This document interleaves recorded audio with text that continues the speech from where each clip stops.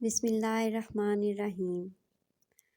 عبیر احمد نے آج خودکشی کر لی اور ابدی نیند سو گیا، مگر آج اس کے گاؤں کے مرد و زن میں سے کوئی بھی چین سے نہیں سو پایا تھا۔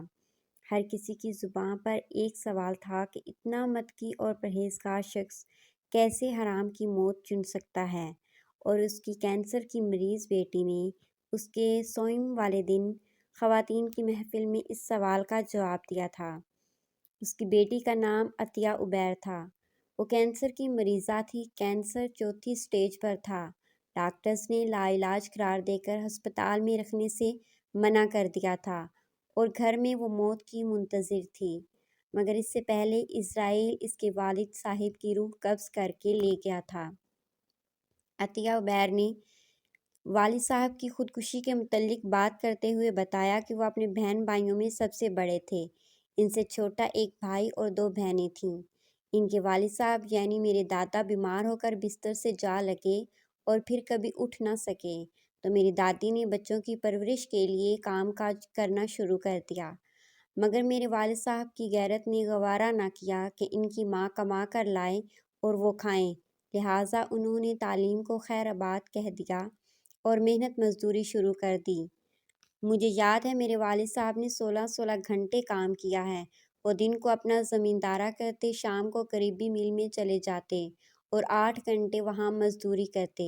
یوں ان کی ڈبل آمدنی سے گھر میں اخراجات اور بہن بھائیوں کی تعلیم کے بعد بھی بچت ہو جاتی تھی۔ وہ اس بچت سے ہر سال کوئی نہ کوئی چھوٹا بڑا جانور خرید کر رکھ لیتے تھے، کیونکہ ان کو پتہ تھا جب بہن بھائی جوان ہو کر بڑی کلاسز میں پہنچیں گے تو گھر کے اخراجات کے علاوہ تعلیم کے اخراجات بھی بڑھ جائیں گے، لہٰذا ان کی پالیسی کامیاب رہی اور تقریباً 10 سال بعد جب میرے چچا نے FSC پاس کی تو اس وقت میرے والد صاحب کے پاس 30 کے قریب جانور تھے۔ جانوروں کے دودھ کی آمدن، والد صاحب کی مل کی آمدنی، زمینداری کی طرف سے آنے والی آمدن کی وجہ سے میرے چچا نے میکینیکل انجینئرنگ کے لیے پرائیویٹ طور پر UET لاہور میں داخلہ لے لیا۔ میرے والد صاحب کے اتنے وسائل تھے کہ میرے چچا کی تعلیم کے لیے انہیں نہ تو کوئی جانور بیچنا پڑا اور نہ ہی کہیں سے ادھار لینا پڑا، مگر بعد ازاں جب میری دونوں پھوپھوں نے میڈیکل کی فیلڈ کو چن لیا تو میرے والد صاحب کی آمدنی کم پڑنے لگے اور آہستہ آہستہ سارے جانور بکنے لگے۔ دوسری طرف میرے والد صاحب شادی کر چکے تھے اور ہم لوگ بھی پیدا ہو چکے تھے، لہٰذا اب گھر کے اخراجات کو بھی دیکھنا تھا۔ خیر میرے والد صاحب کے سوا اس بات کی کسی کو فکر نہ تھی۔ میرے چچا انجینئرنگ کے بعد فارغ ہوئے تو انہوں نے ہیوی انڈسٹریز ٹیکسلا میں ملازمت اختیار کر لی، مگر انہوں نے میرے والد صاحب کو کسی قسم کی سپورٹ نہ کی، بلکہ اپنا پیسہ جمع کرنے لگے تاکہ کاروبار کر سکیں۔ میرے والد صاحب نے کوئی شکوہ نہ کیا، بلکہ وہ خوش تھے کہ ایک دن ان کا بھائی کامیاب ہو کر ان کی طاقت بنے گا۔ دوسری طرف میری دونوں پھپھوں کے ڈاکٹر بننے تک ہمارے تقریباً سارے جانور بک چکے تھے، بس اب گھر اور زمین باقی تھی۔ میری پھپھو نے تعلیم مکمل ہوتے شادی کر لی اور شوہر کے ساتھ کینیڈا منتقل ہو گئیں۔ انہوں نے ہم سے قطع تعلق کر لیا، مڑ کر ہماری خبر نہ لی، یہاں تک اپنے والد صاحب یعنی ہمارے دادا کی وفات پر بھی نہ آئیں۔ دادا کی وفات کے بعد دوسری پھپھو نے بھی لندن جا کر تعلیم حاصل کرنے کی ضد لگا لی تو میرے والد صاحب نے زمین سے اپنا اور چھوٹی پھپھو کا حصہ بیچ کر انہیں بھی لندن بھیج دیا اور خود خالی ہاتھ رہ گئے۔ اب صرف مل والی ملازمت اور باقی دوسرے بہن اور بھائی کی زمین تھی جس پر کاشتکاری کر کے انہوں نے ہمیں کھانا پلانا شروع کر دیا، مگر ہم دونوں بہنوں کی تعلیم چھڑوا دی۔ میں نے پڑھنے کی ضد کی تو میرے والد صاحب رونے لگے اور ہاتھ جوڑ کر کہا یہ حق مجھے معاف کر دو، لہٰذا ہم دونوں بہنوں نے اپنے والد صاحب کے پاؤں چوم کر سینے سے لگا لیے اور مڑ کر کبھی پڑھائی کا نہ سوچا۔ میرے والد صاحب نے میٹرک تک میرے بھائی کو پڑھایا۔ جب میرا بھائی میٹرک میں تھا تو باقی تینوں بہن بھائیوں نے زمین اور گھر سے حصہ مانگ لیا۔ میرے والد صاحب کے پاس اتنے پیسے تو تھے نہیں کہ پیسے دے کر گھر رکھ لیتے اور چھوٹی پھپھو کی زمین وہ پہلے ہی بیچ چکے تھے، لہٰذا باقی زمین دونوں بہن بھائیوں کو دی اور گھر ان تینوں بہن بھائیوں کو دے کر ہمیں ساتھ لیا اور کسی دوست کے خالی گھر میں منتقل ہو گئے۔ میرے چچا نے اپنی دونوں بہنوں کے ساتھ مل کر ایک ٹیکسٹائل مل لگا لی اور اپنا کاروبار شروع کر دیا۔ آج وہ شہر کی جانی مانی شخصیت ہیں۔ خیر وقت گزرتا رہا اور میں دماغ کے کینسر کی مریضہ بن جاتی ہوں۔ دوسری طرف ایک حادثے کی وجہ سے میرے والد صاحب کا ہاتھ کٹ جاتا ہے اور مل والے انہیں فارغ کر دیتے ہیں۔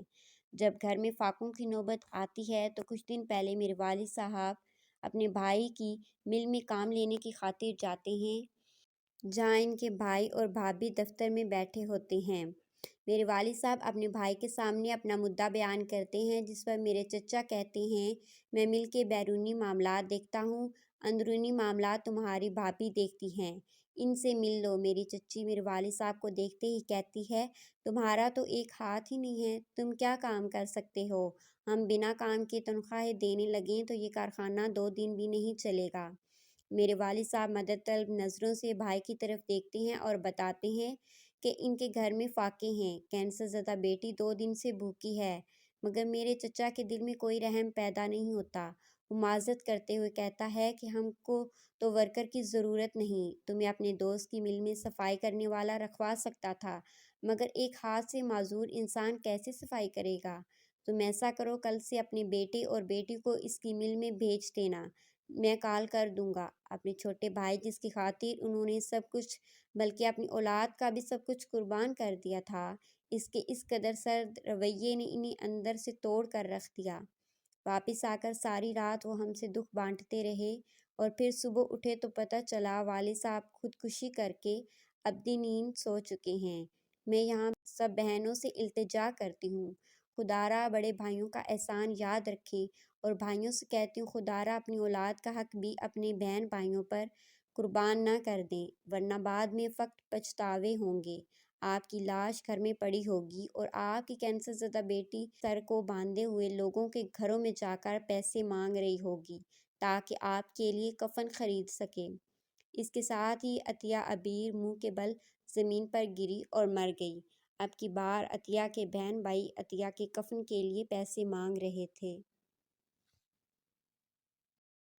امید کرتی ہوں آج کی ویڈیو تمام دوستوں کو پسند آئی ہوگی۔ مزید اچھی ویڈیوز کے لیے ہمارے چینل اردو ڈیجیٹل کو سبسکرائب کر دیں اور بیل آئیکن کو پریس کر دیں۔ شکریہ۔